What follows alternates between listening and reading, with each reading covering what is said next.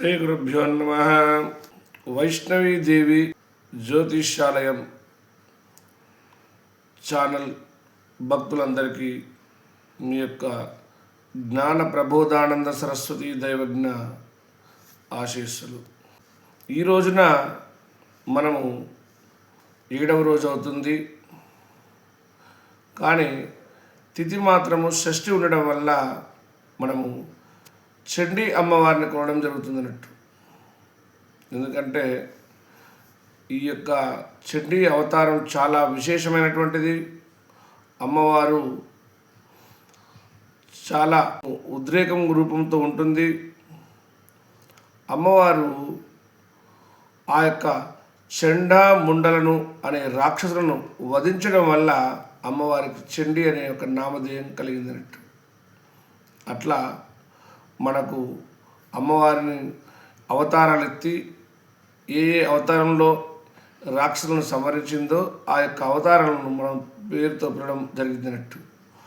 శతాక్షుడు ఒక రాక్షసుని సంహరించడం వల్ల అమ్మవారు అతన్ని 100 చేతులు 100 కాళ్ళతో సంహరించడం వల్ల అందుకు అమ్మవారిని మనం శతాక్షుని పిలవడం జరిగింది. అట్లా ఈ యొక్క మనకు అమ్మవారు పుట్టుకొచ్చినటువంటి రాక్షసులను వధించడానికే ఎత్తిన అవతారాలే అమ్మవారు ఈ యొక్క నామధేయాలు.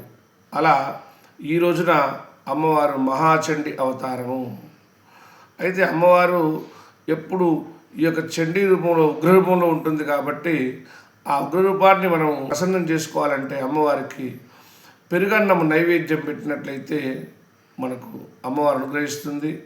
శాంతి స్వభావంతో శాంత స్వరూపురాలయ్యి భక్తులను రక్షిస్తున్నట్టు.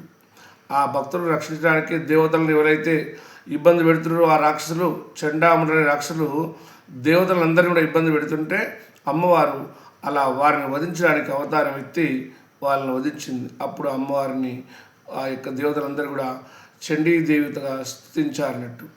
అటువంటి అమ్మవారి అనుగ్రహము మనకు కలగాలంటే ఈ రోజున తప్పకుండా అమ్మవారిని మహాచండీ అనే యొక్క అవతారంలో మనం కొలవాలి.